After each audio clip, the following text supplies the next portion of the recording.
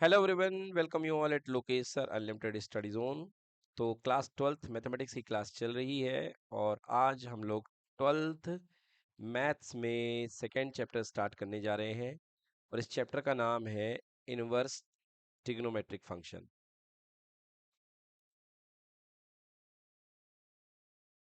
Inverse trigonometric function बच्चों, एक बड़ी परेशानी की बात है कि जिन लोगों से क्लास 11th की ट्रिग्नोमेट्री नहीं बनेगी वो थोड़ा सा इस चैप्टर में प्रॉब्लम फील करेंगे। क्योंकि बेटा, अभी तक आप लोग क्या करते थे? अभी तक आप लोग सारे ट्रिग्नोमेट्रिक फंक्शन में साइन इनपुट में एंगल देते थे, जिसे बोलते थे थीटा, राइट? और एंगल के बदले में बच्चों आप लोग वैल्यू निकालते थे। यस और नो? मतलब अभी तक एंगल दे करके वैल्यू आपको मिलती थी, मतलब एंगल आपका इनपुट था और वैल्यू आपका क्या थी? आउटपुट थी। क्लियर? बेटा, अब आपको उल्टे फंक्शन पढ़ने हैं, मतलब साइन नहीं पढ़ना, अब आपको साइन इनवर्स पढ़ना है। जैसे फॉर एग्जांपल, पहले ये था, चलिए अगले पेज में बनाता हूँ। पहले क्या चलता था क्लास 11 तक? क्लास 11 तक टॉपिक का नाम था ट्रिग्नोमेट्रिक फंक्शन। Metric function. तो ट्रिग्नोमेट्रिक फंक्शन में for example y equal to sine x, ये था। तो यहां पर आप इनपुट में x देते थे। x is a angle. x क्या होता था बेटा? एंगल। और आउटपुट में आपको y मिलता था। ठीक है? आप x की वैल्यू डालते थे और y आपको मिलता था। और बेटा y क्या होती थी? एक रियल वैल्यू होती थी। यस और नो? और ये जो रूल कहलाता था, this rule is called sine rule. मतलब यहाँ पर जो फंक्शन अप्लाई होता था वो साइन अप्लाई होता था x पर। ओके? हम्म। सो ये साइन का फंक्शन यहाँ पे अप्लाई होता था। फॉर एग्जाम्पल, साइन फंक्शन को आप एफ एक्स मान लो, तो ये आप ये कह सकते हो कि पहले रूल एफ अप्लाई होता था। कौन सा रूल अप्लाई होता था बेटा? एफ। ठीक है? एफ एक्स नहीं, रूल एफ है। एफ अप्लाई हो रहा है एक्स के ऊपर। ठीक है? हाँ। सो रूल एफ अप्लाई हो रहा है। अब आपको y एज अ इनपुट मिलेगा और x एज अ आउटपुट मिलेगा। मतलब वैल्यू से वापस आपको एंगल पे जाना है, तो आपको इनवर्स फंक्शन अप्लाई करना पड़ेगा, राइट? जैसे कि हम इसको पहले बोलते थे बेटा, तो बेटे से पापा का पता चल जाता था, राइट? तो पापा से बेटे का पता लगाना है तो इनवर्स फंक्शन लगेगा। क्लियर है बेटा? तो इनवर्स फंक्शन आपका एफ अप्लाई होगा। तो यदि आप साइन के इनवर्स की बात करेंगे तो this is called sine inverse. Clear हो गया? सो ये कहलाता है इनवर्स फंक्शन। ठीक है ना? तो हमें इनवर्स ट्रिग्नोमेट्रिक फंक्शन पढ़ने हैं। हमें यहाँ पर क्या पढ़ने हैं? Inverse trigonometric function. ठीक है ना? तो मैं आपको बता देता हूँ कि इनवर्स ट्रिग्नोमेट्रिक फंक्शन कैसे बनते हैं। अगर आपके पास, लिखना पड़ेगा आपको ये, if y is equal to function of x होता है, मतलब x इनपुट पर आउटपुट y मिलता है, this implies that x is equals to f inverse y। कुछ समझ में आया? अगर आप फंक्शन f को x देके y प्राप्त करते हैं तो इनवर्स फंक्शन को y देने पर क्या प्राप्त करेंगे? x प्राप्त करेंगे। क्लियर है? Here f inverse is called inverse of f। Clear की नॉट क्लियर? यहां तक समझ में आया बच्चों अच्छे से? अब देखिए, कुछ इनवर्स फंक्शन मैं आपके सामने लिख रहा हूं। जैसे बेटा आपके पास में है f x equals to sine of x. ठीक है? F x equals to sine of x. तो एफ एक्स को क्या बोलते हैं? Y is equals to sine of x. Clear? So x equal to क्या हो जाएगा? Sine inverse y. Sine inverse y. ठीक है? हाँ, मतलब आप y में इनपुट इनपुट में साइन इनवर्स में y देंगे तो आपको आउटपुट में क्या मिलेगा? x मिलेगा। अब साइन इनवर्स में y क्या होगी? वैल्यू। और x क्या होगा? एंगल। क्लियर की नॉट क्लियर? मतलब इनवर्स फंक्शन में आपको सीधे फंक्शन में एंगल पे वैल्यू मिलती थी, यहाँ वैल्यू पे एंगल मिलेगा, राइट। दूसरा, y is equals to cos of x, so x equals to कितना हो जाएगा, कॉस इनवर्स y। क्लियर कि not clear? y is equals to अगर tan ऑफ x है, so x equals to tan inverse y। Clear? If y is equals to sec of x है, so x equals to sec inverse y। Clear बेटा? y is equals to cot of x है, so x equals to cot inverse y। And y is equals to cosec x है, तो x equals to cosec inverse y। Clear? कुछ पूछना है बच्चों यहां तक? अब चलिए देखते हैं criteria to be a inverse function. Criteria for a inverse function. अब इनवर्स फंक्शन की मजबूरी समझिए। तो क्राइटेरिया फॉर इनवर्स फंक्शन समझिए बेटा, आपको पता होना चाहिए कि अगर किसी फंक्शन को इन्वर्टिबल बनना है ना, to be a invertible function, बिल फंक्शन, अगर किसी फंक्शन का इनवर्स पॉसिबल होगा, उसके लिए जो ओरिजिनल फंक्शन है एफ एक्स शुड बी, क्या होना चाहिए बच्चों? नहीं पता? 1 1 ऑन 2। हाँ, इन्वर्टिबल होने के लिए उसे 1 1 भी होना चाहिए और ऑन 2 भी होना चाहिए। मतलब यदि इनवर्स पॉसिबल होगा तो 1 1 ऑन 2 होना चाहिए। मतलब कि क्या बोलते हैं 1 1 को? इंजेक्टिव, इंजेक्टिव और सरजेक्टिव, है ना? हाँ, इंजेक्टिव प्लस सरजेक्टिव को मिला करके क्या बोलते हैं? बाइजेक्टिव। जी हाँ। तो फंक्शन को बाइजेक्टिव होना चाहिए, तभी उसका इनवर्स पॉसिबल होगा। अगर फंक्शन बाइजेक्टिव नहीं है तो उसका इनवर्स पॉसिबल नहीं होगा। क्लियर हुआ ये? आइए देखते हैं कैसे। जैसे मान लीजिए ये आपके पास में फंक्शन है, अब ये 1 1 ऑन 2 नहीं दे रहा हूं मैं आपको, तो इसका इनवर्स पॉसिबल नहीं होगा। ये देखिए, ये रूल एफ से कनेक्टेड है ये फंक्शन। अब रूल एफ से कनेक्टेड है, ये ए, ये बी, ये सी, और यहाँ 1 2 3 4। ठीक है बेटा? या 1 2 3 ले लो, ये लिख लो, ये इससे कनेक्टेड है, ये इससे कनेक्टेड है। ठीक है? तो अभी ये फंक्शन है क्या? बिल्कुल है, कोई दिक्कत नहीं है बेटा। ए के पापा 1 है, बी के पापा भी 1 है, और सी के पापा क्या है? 2 है, और 3 किसी के पापा नहीं है, कोई दिक्कत नहीं है। बोलो क्या दिक्कत है क्या? नहीं, ये फंक्शन है। बताइए है कि नहीं है? है ना? हाँ। अब देखते हैं क्या ये as a inverse function exist करेगा कि नहीं करेगा। फिलहाल इस फंक्शन में ये वाला जो सेट बनेगा, ये बनेगा डोमेन, और ये क्या बनेगा बेटा? कोडोमेन। नहीं, रेंज ये है। फिलहाल यहाँ पे जो रेंज है जो कनेक्ट हो रही है 1 2 रेंज है। ठीक है ना? अब चलिए, अब हम इनवर्स फंक्शन बनाना चाह रहे हैं, तो इनवर्स फंक्शन के हाल देखिए। अब क्या नाम हो जाएगा इसका? F inverse. ठीक है? अब देखिए यहाँ पे 1 2 3, और यहाँ पे ए बी सी, मतलब है तो इनवर्स फंक्शन एक फंक्शन ही। अब उस तरीके से देखें तो 1 बन गया इस बार बेबी, 1 बच्चा बन गया, और ए बी इसके पापा बन गए। तो 1 का कनेक्शन किससे किससे है? ए से और बी से। अब ये फंक्शन नहीं है।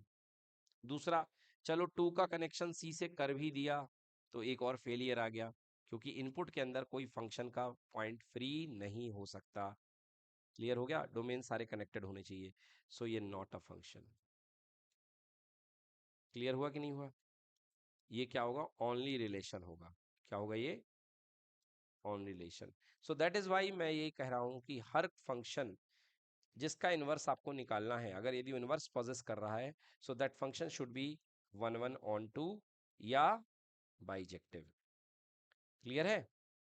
जैसे देख लीजिए, ए का 1 से बी का 2 से, सी का 3 से, डी का 4 से। ठीक है, ये सेट ए है और ये सेट बी है, और ए से बी में जो फंक्शन जाता है वो क्या है, एफ। सो इसको लिखा जाता है f is a function that is travelling from A to B. बोलो क्लियर कि नॉट क्लियर? अब साफ दिख रहा है कि ये 1 1 ऑन 2 है कि नहीं है? 1 1 भी है क्योंकि 1 का 1 से कनेक्टेड है, और ऑन 2 भी है क्योंकि कोडोमेन के सारे एलिमेंट लिंक हो गए हैं। बोलिए हाँ या ना? अब देखते हैं इसका इनवर्स पॉसिबल होगा कि नहीं होगा। तो इनवर्स के लिए इनपुट बन जाएगा बी और आउटपुट बन जाएगा ए। यस और नो? चलिए, एंड एफ इनवर्स रूल लगेगा, and f inverse is travelling from such that it is travelling from B to A. इस बार बी बन जाएगा डोमेन और ए बन जाएगा कोडोमेन। क्लियर कि नॉट क्लियर? चलो, बी में 1 2 3 4, और 1 का कनेक्शन वापस ए से, 2 का बी से, 3 का सी से, 4 का डी से। बताइए कोई दिक्कत है क्या?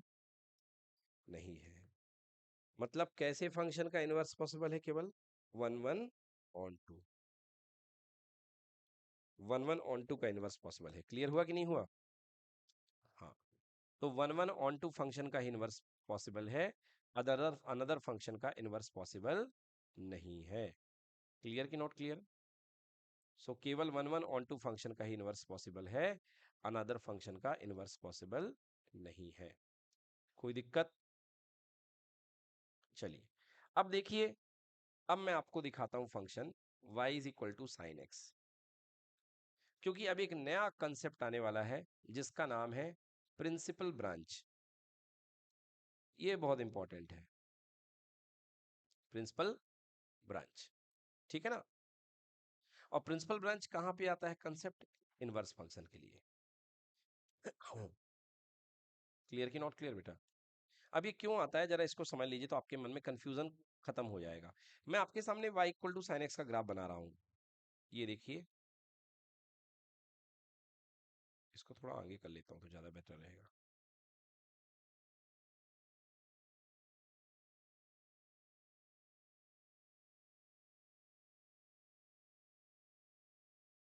ये देखिए, ये मैंने x एक्सेस बनाया, ये मैंने y बनाया। तो आपको पता है कि साइन एक्स का जो आउटपुट होता है वो मैक्सिमम +1 और मिनिमम -1। नहीं पता क्या? तो साइन का आउटपुट मैक्सिमम +1 और मिनिमम -1।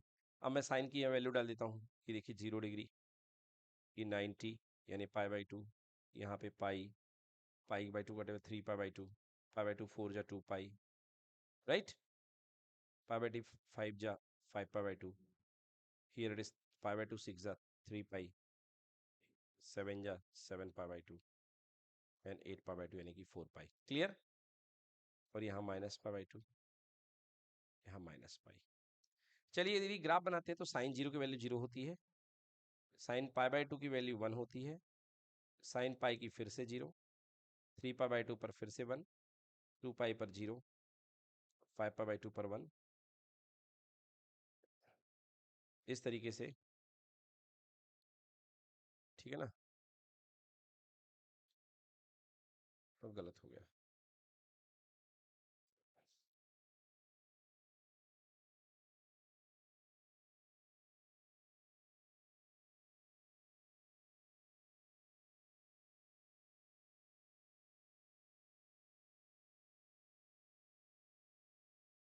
ठीक है, 5 पे 0, 3π/2 पे -1, 2π पे 0, 5π2 पे 2 +1, 3π पे 0, फिर इस पे -1, 4π पे 0। क्लियर कि नॉट क्लियर? -π/2 पे -1, 0। क्लियर हो गया? अब देखिए, साइन फंक्शन को अगर आप देखें तो साइन फंक्शन का डोमेन क्या है? डोमेन मतलब वैलिड इनपुट ऑफ x, -∞ से लेके +∞ for y equal to sine x. बेटा हम फंक्शन पढ़ रहे हैं y equal to sine x, simple function, सीधा फंक्शन। सो डोमेन x का इनपुट क्या है?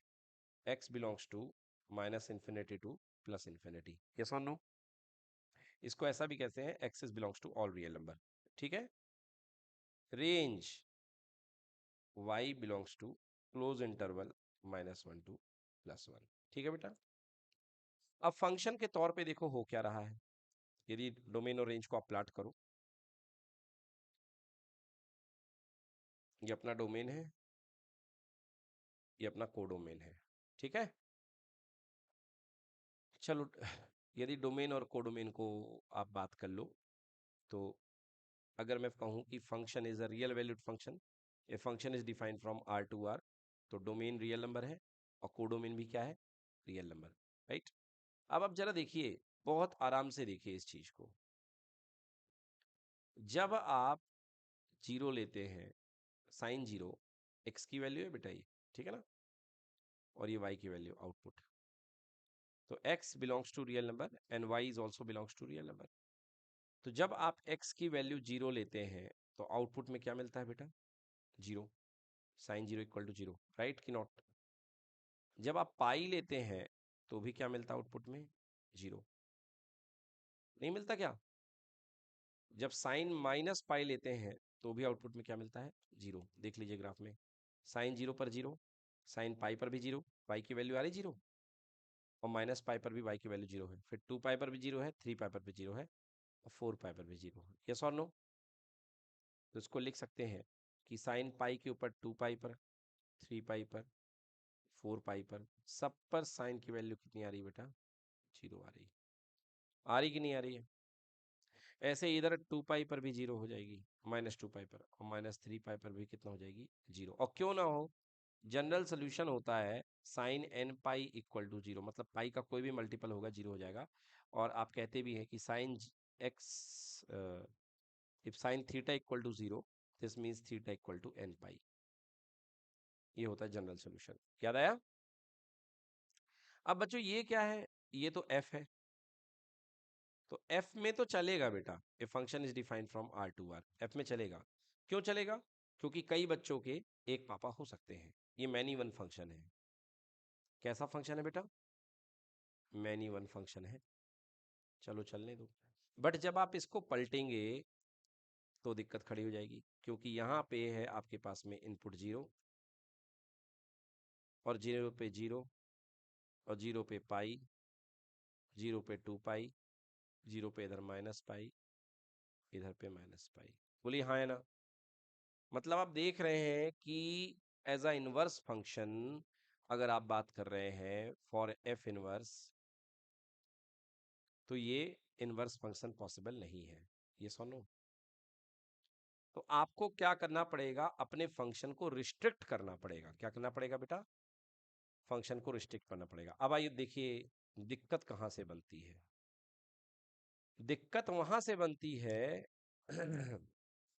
जहां एक, देखो क्या हो रहा है, आज दो आउटपुट के करस्पॉन्डिंग एक आउटपुट मिलेगा, x1 और x2 के करस्पॉन्डिंग मान लो एक आउटपुट मिल गया y।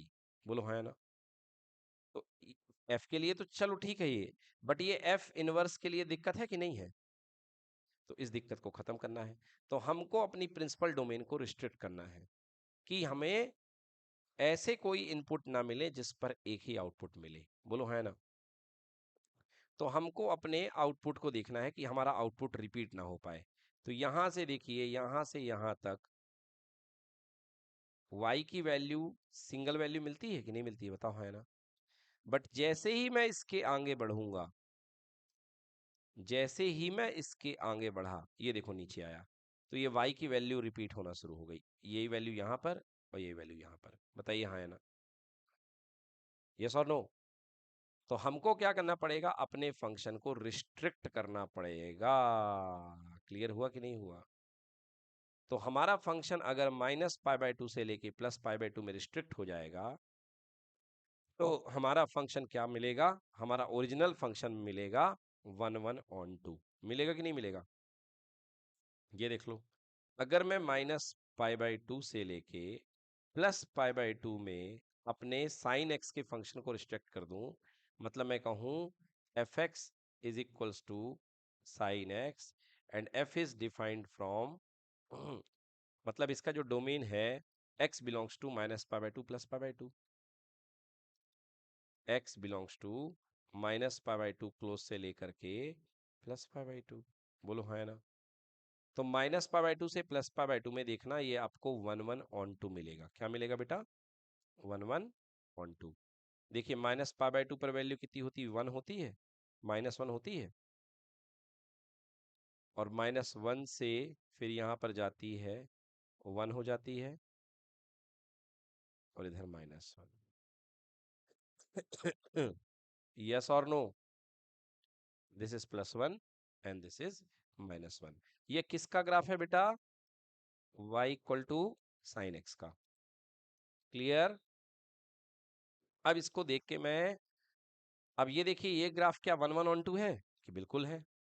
हर इनपुट पर देखिए एक आउटपुट है, और 1 से लेके 1 में सारे आउटपुट कलेक्ट हो रहे कि नहीं हो रहे हैं? So this is 1/1। बोलो है कि नहीं है? और 1/1 है, इसका मतलब ये इन्वर्टिबल है। यस और नो? अब आइए बेटा, इसका मैं इन्वर्स करता हूं। तो क्या था भाई साहब? y equal to sine of x, तो x equal to sine inverse y। अब बेटा y बन जाएगा एज अ इनपुट। बोलो हाँ या ना? y एक्सेस में क्या आ जाएगा? इनपुट आ जाएगा, ठीक है ना? और x एक्सेस में क्या आ जाएगा? आउटपुट आ जाएगा। चलिए, अब देखिए, आप y equal to sine inverse x मान लेंगे, तो y एक्सेस में आपका इनपुट आ जाएगा, या x एक्सेस में इसको आउटपुट मिल जाएगा। या आप एक काम करिए, इसको y डैश मान लीजिए, और इसको x डैश मान लीजिए। बोलो चलेगा बेटा? ठीक है। तो देखो, आप इनपुट कहाँ से कहाँ तक दे सकते हो? -1 से +1। बोलिए हाँ या ना? क्योंकि आपका इनपुट y है, पिछले बार जो आउटपुट था आपका, वही इस बार का क्या बन गया? इनपुट। तो y की वैल्यू कहाँ से कहाँ तक है बेटा? -1 से लेके +1। बोलो यस और नो? तो y की ये वैल्यू है -1, और y की ये वैल्यू क्या है? +1। क्लियर? जिस समय y की वैल्यू +1 थी, ये देखो, जिस समय y की वैल्यू +1 थी, उस समय आपका x क्या हुआ करता था? π/2। हाँ या ना? तो देखिए, y आपने एज अ इनपुट दिया है, आपका x एज अ आउटपुट मिलेगा, और x की वैल्यू क्या है? Upper value π/2। कहो यस की नो? मतलब y की वैल्यू 1 पे x की वैल्यू π/2। क्लियर? और फिर y की वैल्यू -1 पे x की वैल्यू कितनी बेटा? -π/2। क्लियर कि नॉट क्लियर? अब मैं आपको ग्राफ बना रहा हूं, ये देखिए -π/2। ठीक है बेटा? अब आपका ग्राफ बनेगा, ये देखिए। अब अपनी बुक खोल लीजिए, और बुक से मिलान करिए। y equal to sine inverse का ग्राफ है ये, या x equal to sine inverse y का। ठीक है ना? मैंने बेटा चेंज कर दिया है, x equal to sine inverse y मैंने बहुत सिंपल तरीके से बना दिया है। अगर आप actually y equal to fx को हम सिंपल फंक्शन मांगते थे, तो यदि आप y equal to sine inverse x करेंगे तो कोई बात नहीं है, यहाँ पे x आ जाएगा, यहाँ पे y आ जाएगा। ठीक है? नहीं, वो भी गलत नहीं है जो आप बुक में देख रहे हैं, और हमारा भी गलत नहीं है, दोनों सही है ना? मैंने आपको प्लेन तरीके से समझाया है कि जब आप x इनपुट देते हैं तो y मिलता है, और जब y देंगे तो आपको x मिलेगा इनपुट। ठीक है? अब कहने का मतलब, यहाँ पे आपने देखा, डोमेन देखा, डोमेन -1 से लेके +1, है ना बेटा? रेंज देखिए भाई साहब, जो बहुत इंपॉर्टेंट है, तो रेंज यहाँ पे क्या बनेगी? x। तो x बिलोंग्स टू x, आपको कहाँ से कहाँ तक मिल रहा है? -π/2 मिनिमम वैल्यू, और मैक्सिमम वैल्यू +π/2। तो -π/2 से लेकर के +π/2। क्लियर कि नॉट क्लियर? बेटा ये जो ब्रांच मिलती है, इसको बोलते हैं प्रिंसिपल ब्रांच। क्या बोलते हैं बेटा? हाँ, और ये आपको याद होनी चाहिए, हर एक इनवर्स फंक्शन की आपको ये प्रिंसिपल ब्रांच याद होनी चाहिए। क्लियर कि नॉट क्लियर? क्लियर हो गया? तो मेरे कहने का मतलब ये है बेटा, कि x यहाँ पर क्या आ रहा है? आउटपुट आ रहा है। और बेटा, हर क्वेश्चन में आपका आंसर प्रिंसिपल ब्रांच में ही आएगा। क्लियर हुआ? हाँ, मतलब आपकी पूरी इनवर्स ट्रिग्नोमेट्री प्रिंसिपल ब्रांच में ही अप्लाई होगी, ठीक है ना? हाँ, अगर कोई एंगल आपका प्रिंसिपल ब्रांच में नहीं है तब तक आप उसकी वैल्यू नहीं लिख सकते, जब तक वो प्रिंसिपल ब्रांच में आप उसे ना ले आओ। क्लियर हुआ कि नहीं हुआ? चलिए आइए दूसरा एग्जांपल देखते हैं, कॉस का ग्राफ देखते हैं, फिर बताते हैं।